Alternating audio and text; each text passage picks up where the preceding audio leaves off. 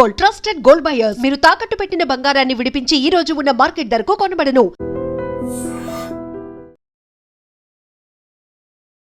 నమస్తే, welcome to I dream weekend update with Kavitha.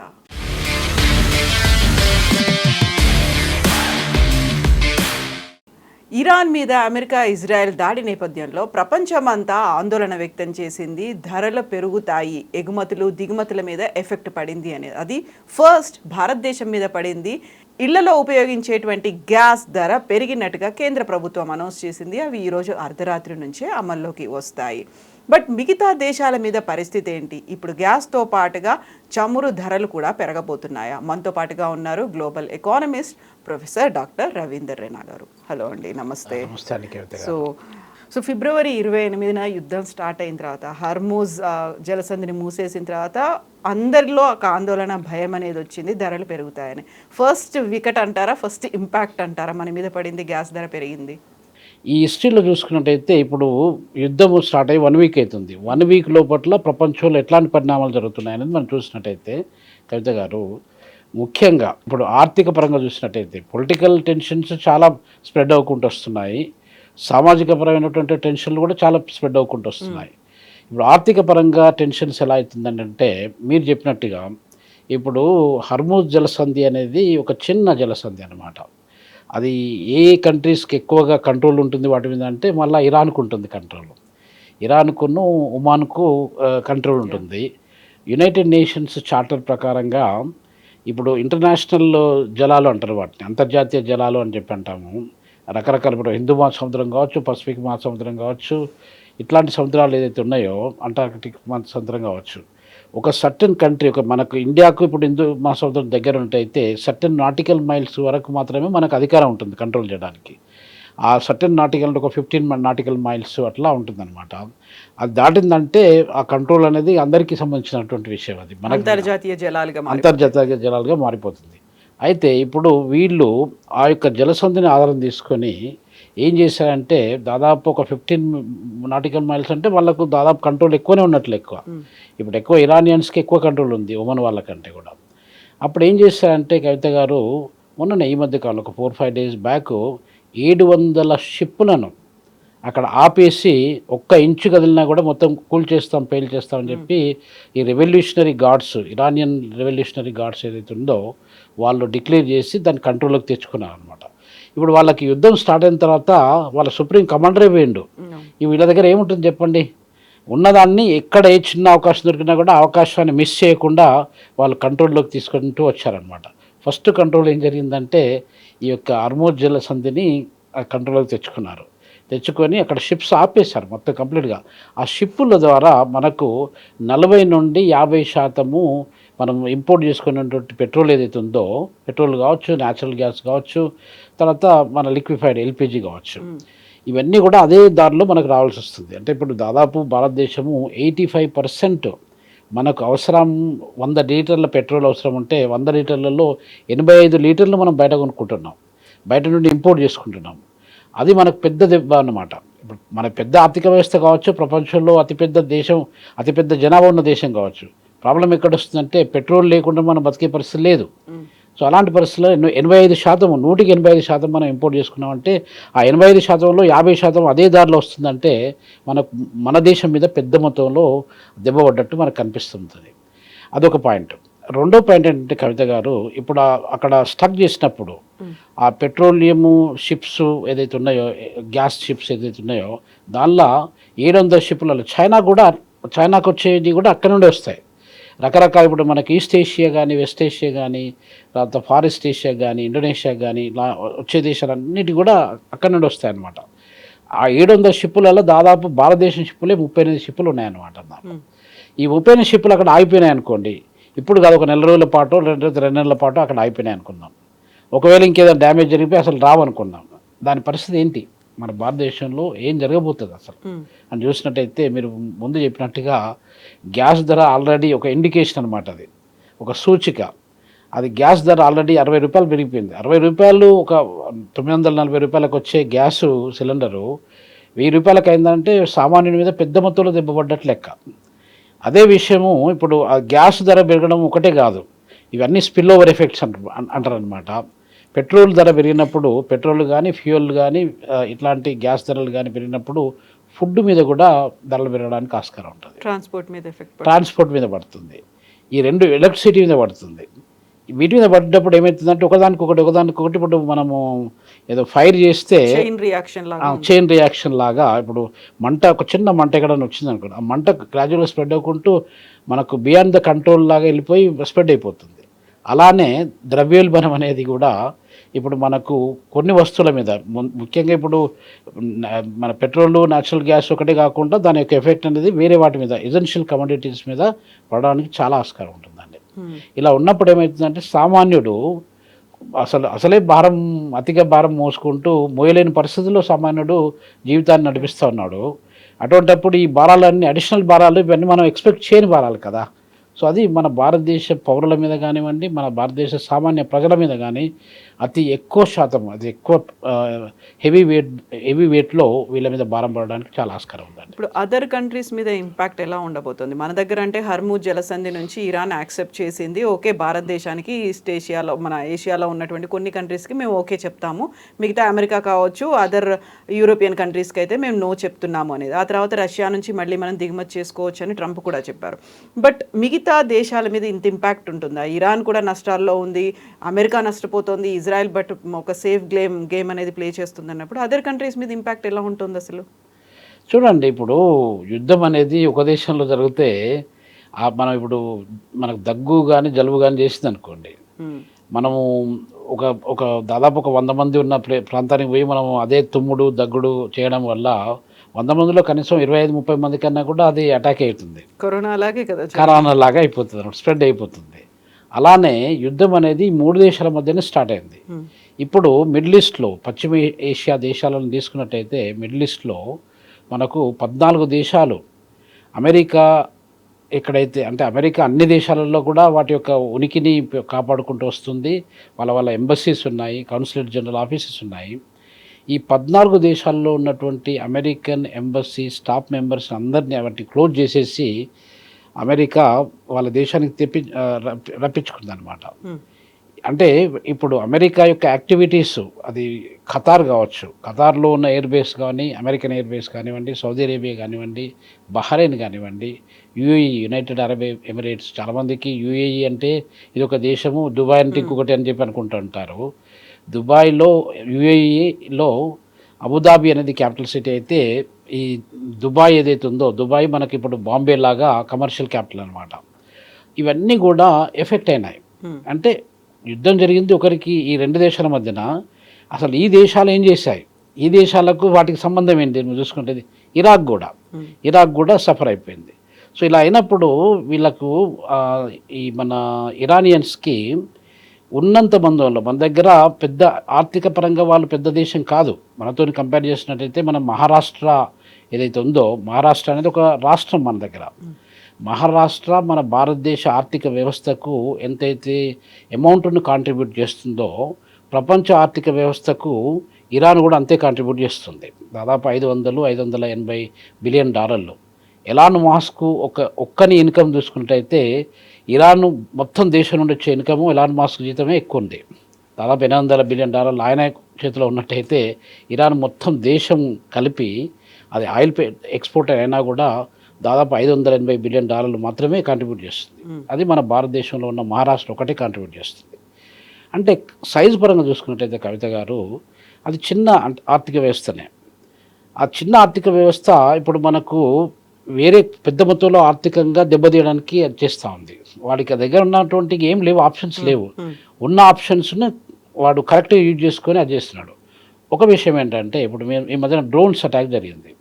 Drones ఒకవేళ మనం డ్రోన్స్ కావచ్చు, మిజైల్స్ కావచ్చు, ఇంకేదైనా డిఫెన్స్ రిలేటెడ్ ట్యాంక్స్ కావచ్చు, ఇలాంటివి మనం ప్రయోగం చేసినప్పుడు రాడారు అది ఈజీగా క్యాచ్ చేసి మనం యాంటీ మిసైల్స్ని పంపించినట్టయితే వాటిని అక్కడికక్కడ కట్ చేసి డ్యామేజ్ జరగకుండా చూస్తుంది. ఇప్పుడు వీడు ఏం చేశాడంటే ప్లాస్టిక్ డ్రోన్స్ను అది చేశాడు. అంటే అమెరికన్స్ టెక్నాలజీ కానివ్వండి, ఇజ్రాయెల్ టెక్నాలజీ కానివ్వండి అంతుబట్టకుండా ఒక ఎస్టిమేషన్లో కూడా రాకుండా అది ప్లాస్టిక్ దానితో అటాక్ చేయడం వల్ల వీళ్ళు అసలు ఊహించలేకపోయారు. సో ఇట్లాంటి డ్యామేజ్ ఇప్పుడు మనకు బుర్జ్ ఖలీఫా అనేది మనకు ప్రపంచంలో ఒక 8-9 సంవత్సరాల కిందట అది టాలెస్ట్ బిల్డింగ్. నేను అక్కడికి వెళ్ళాను ఒక 3-4 సార్లు. అది టాలెస్ట్ బిల్డింగ్ అని చెప్పి చెప్తారు. అంటే దాదాపు 830 మీటర్స్ హైటు పైకి. అంటే ఆలోచించండి ఎంత ఇది ఉంటుందో. ఆల్మోస్ట్ ఆకాశంలో ఉన్నట్టుగానే అనిపిస్తుంది. అట్లాంటి బుర్జ్ ఖలీఫాని కూడా అటాక్ చేయడానికి ప్రయత్నం జరిగాయి. అక్కడ ఇన్వెస్ట్మెంట్ ఎందుకు అక్కడ అటాక్ చేశారనేది కూడా ఒకసారి మనం పరిశీలన చేద్దాం. ఇప్పుడు అమెరికా గవర్నమెంట్ ఇన్వెస్ట్మెంట్స్, అమెరికన్ పౌరులు కానివ్వండి, అమెరికన్స్ కానివ్వండి, యూరోపియన్స్ కానివ్వండి, పెద్ద మొత్తంలో దుబాయ్ అనే ఏరియాని యూఏఈని ఒక మంచి ఇన్వెస్ట్మెంట్ హబ్గా అది చేసుకొని ఇంటర్నేషనల్ ఇన్వెస్ట్మెంట్ హబ్గా చాలా పెద్ద మొత్తంలో ఇన్వెస్ట్మెంట్ జరిగాయి. అదొక పాయింట్. రెండో పాయింట్ ఏంటంటే ఇప్పుడున్నటువంటి దేశాలలో vibrant economy Dubai, Saudi Arabia కూడా మేజర్ ఎకానమీ, మేజర్ ఏరియా అది కూడా. సో ఇవి అంటే బహ్రెయిన్ ఇట్లాంటి చిన్న చిన్న ఖతార్ ఎంత ఉంటుందండి? దాదాపు 11,000 స్క్వేర్ కిలోమీటర్లు. అంటే ఇజ్రాయిల్ అనే దేశంతో కంపేర్ చేసినట్టయితే ఖతారు ఒక 2 రెట్లు పెద్దదన్నమాట. ఇజ్రాయిల్ కూడా మన దేశంలో ఉన్నటువంటి కొన్ని డిస్ట్రిక్ట్లు, ఆ డిస్ట్రిక్ట్ల సైజ్ అంతా కాదు అసలు ఇజ్రాయెల్ అనే దేశం మొత్తం కలుపుకుంటే 22,000 స్క్వేర్ కిలోమీటర్లు మాత్రమే. అంటే ఖతారు కూడా చాలా చిన్న దేశం. ఖతార్లో పెద్ద మొత్తంలో అమెరికన్ ఇన్వెస్ట్మెంట్స్ ఉన్నాయి, అమెరికన్ ఎయిర్ బేసెస్ ఉన్నాయన్నమాట. సో ఇప్పుడు వాడు ఏం చేశాడు, అమెరికన్ ఎయిర్ బేస్ ఎక్కడున్నా, అమెరికన్ ఇన్వెస్ట్మెంట్స్ ఎక్కడున్నా, అమెరికన్ యాక్టివిటీస్ పెద్ద మొత్తంలో ఎక్కడున్నా కూడా వాటిని అటాక్ చేసుకుంటూ వస్తున్నాడు. అలా అటాక్ చేయడం వల్ల ఎంత పెద్ద మొత్తంలో నష్టం జరిగిందని చూద్దాం. ఇప్పుడు దాదాపు $2 బిలియన్ అంటే కొన్ని ఆర్థిక వ్యవస్థలు, ఇప్పుడు ప్రపంచంలో 200 దేశాలు ఉంటాయి కవిత గారు. చాలా దేశాలు, మనకు ఒక దాదాపు 50 దేశాలు వాళ్ళ మొత్తం ఇన్కమ్ చూసుకున్నట్టయితే దాన్ని ఏమంటారు, జాతీయ ఆదాయం అంటాం. ఆ జాతీయ ఆదాయం తీసుకుంటే $2 బిలియన్ లేని దేశాలు చాలా ఉన్నాయి. ఫర్ ఎగ్జాంపుల్ నేను ఎరిట్రియా అని ఒక దేశం నేను పనిచేశాను అక్కడ. ఆ ఎరిట్రియా దేశం మొత్తం జాతీయ ఆదాయం ఎంత అంటే $2 బిలియన్.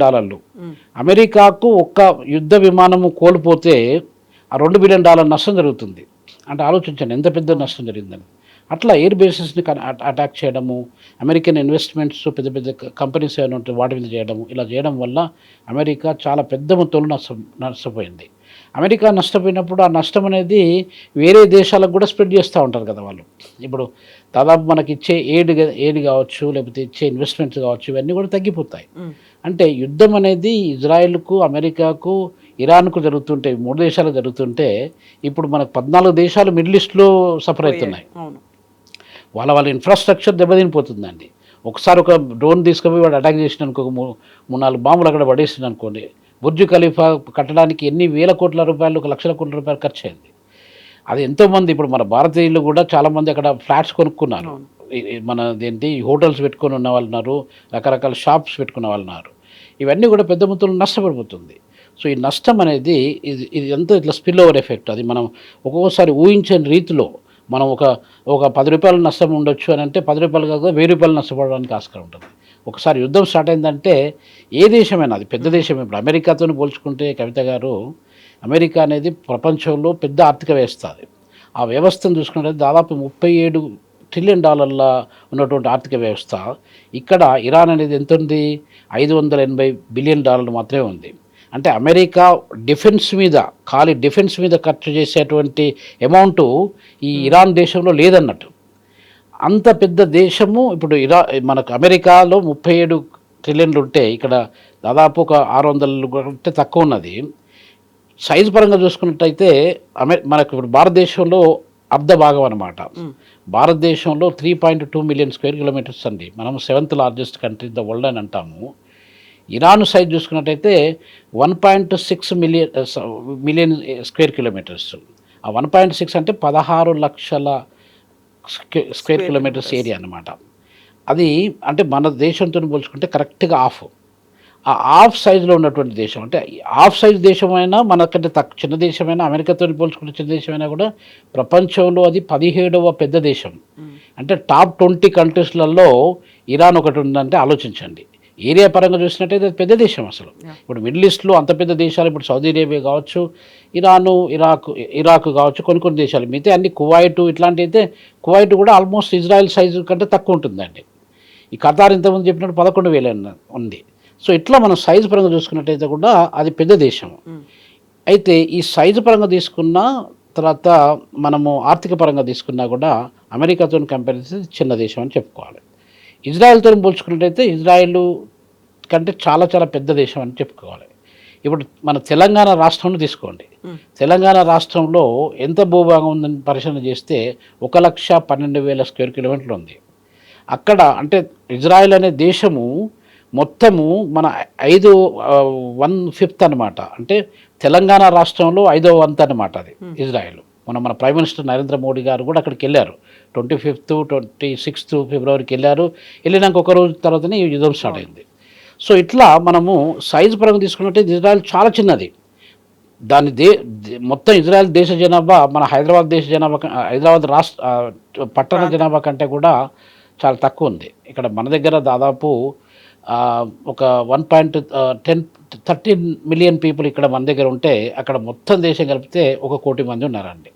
ఇప్పుడు ఇరాన్లో జనాభా తీసుకున్నట్టయితే దాదాపు 9 కోట్ల నుండి 10 కోట్ల లోపు జనాభా ఉన్నారు అక్కడ. అంటే 93 మిలియన్ పీపుల్ అక్కడ లీవ్ చేస్తున్నారు.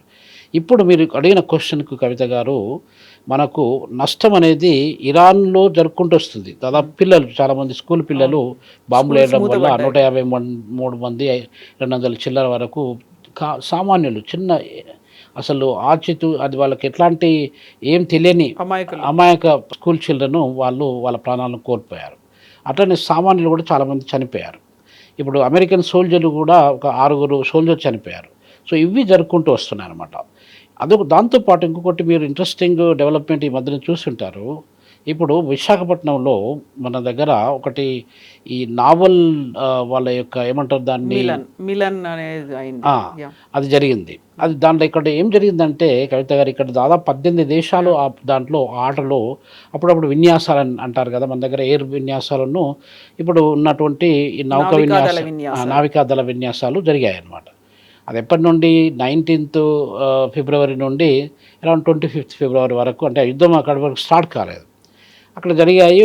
మళ్ళీ వాళ్ళు ఇరానియన్ ఒక షిప్ బ్యాక్ వెళ్ళిపోతుంటే శ్రీలంక దగ్గరికి వచ్చినప్పుడు దాదాపు 4th మార్చ్లో 2-3 days బ్యాక్ ఒక అటాక్ చేసి అమెరికన్ యొక్క నావల్ సబ్మెరైన్స్ దాన్ని మొత్తం ధ్వంసం చేసింది.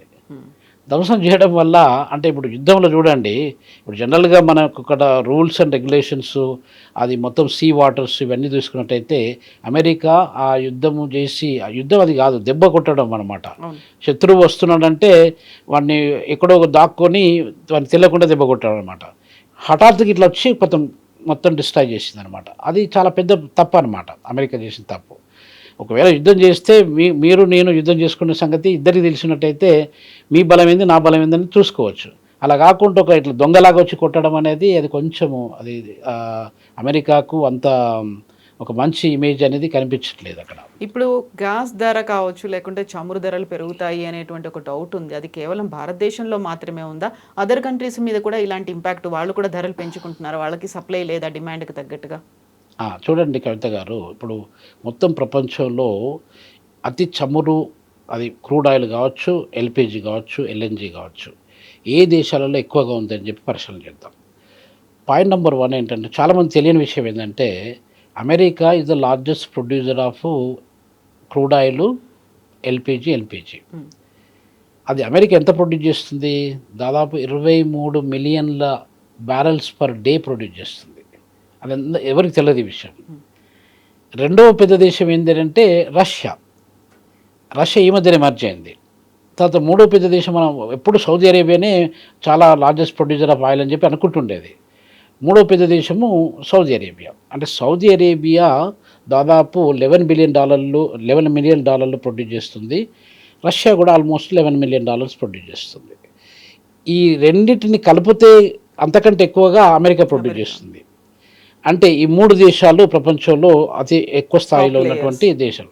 తర్వాత 4వ పెద్ద దేశం ఏంటంటే కెనడా గురించి కూడా చాలామంది తెలియదు. కెనడాలో ఆయిల్ ఉంది, కెనడా కూడా ఆయిల్ ఎక్స్ట్రాక్ట్ చేసి అది సప్లై చేస్తుందని చెప్పి తెలియదు.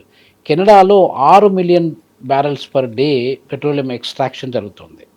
అంటే ఈ 4 దేశాలు టాప్ 4 కంట్రీస్ తీసుకున్నట్టయితే ఇరాను, ఇప్పుడు మనం యుద్ధం జరిగే ఇరాన్లో 3.5 మిలియన్లు 3.5 million barrels per day extraction జరుగుతుంది. ఇది జరిగినప్పుడు దాని తర్వాత ఇక చిన్న చిన్న దేశాలు ఇప్పుడు నైజీరియా ఉంది, ఒపెక్ కంట్రీస్ ఉన్నాయి, బహ్రెయిన్ కావచ్చు, అది యూఏఈ కావచ్చు, ఇండోనేషియా కావచ్చు, ఇవన్నీ కూడా చిన్న మొత్తంలో ఎక్స్ట్రాక్ట్ చేస్తూ ఉంటుంది ఆయిల్. ఇప్పుడు మనం 5 పెద్ద కంట్రీలు తీసుకున్నట్టయితే ఇరాన్ కూడా ఒకటి.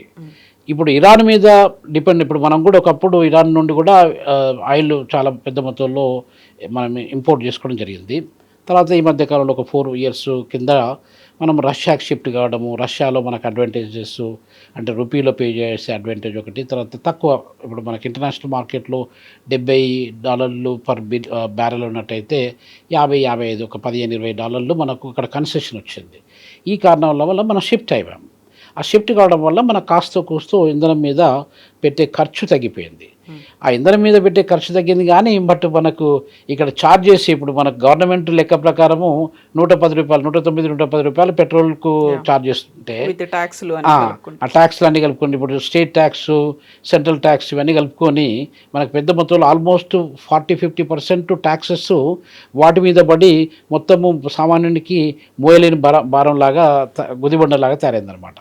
అయితే ఇప్పుడు వేరే దేశాలతో కంపేర్ చేసినట్టయితే కవిత గారు, ఇవి మేజర్ ప్రొడ్యూసర్స్, ఆయిల్ ప్రొడ్యూసర్స్.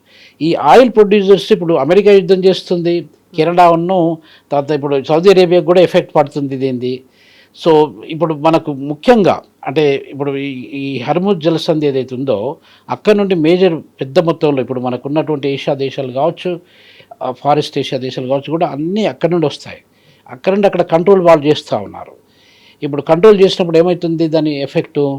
చమురు ధరలు ఇప్పుడు మన దగ్గరనే చూసుకోండి, మన భారతదేశంలోనే ఒక 25 రోజుల నుండి 30 రోజుల పాటు మన గవర్నమెంట్ కూడా డిక్లేర్ చేసింది. 30 రోజుల వరకు మనకి ఇప్పుడు ఉన్నటువంటి ఎగ్జిస్టింగ్ రిసోర్సెస్ అనేది సరిపోతాయి అని చెప్పింది. ఆ 30 రోజుల తర్వాత పరిస్థితి ఏంటి? ఆ 30 రోజులు కాదు కదా, ఇప్పుడు మీరు చెప్పినట్టుగా ఈరోజు అర్ధరాత్రి నుండి ఎల్పిజి గ్యాసులు $60 పెరిగిపోయాయి. అదే పెట్రోల్ కూడా ఏదో $200, $250 పెట్టింది అనుకోండి, ఏం చేస్తాను చెప్పండి? సామాన్యుడు ఎక్కడ కొనుక్కొని వాడు వాళ్ళ వెహికల్స్ యూజ్ చేసే పరిస్థితి లేదు కదా. సో ఇట్లాంటి పరిణామాలు చాలా పెద్ద మొత్తంలో భారతదేశం మీదనే కాకుండా ప్రపంచంలో ఉన్నటువంటి ఆర్థిక వ్యవస్థలు చిన్నది కావచ్చు, పెద్దది కావచ్చు, ఆఫ్రికా దేశాలు కావచ్చు, అన్ని దేశాల మీద ఏదో రకంగా ఆ భారం అనేది పడడానికి చాలా ఆస్కారం ఉంది.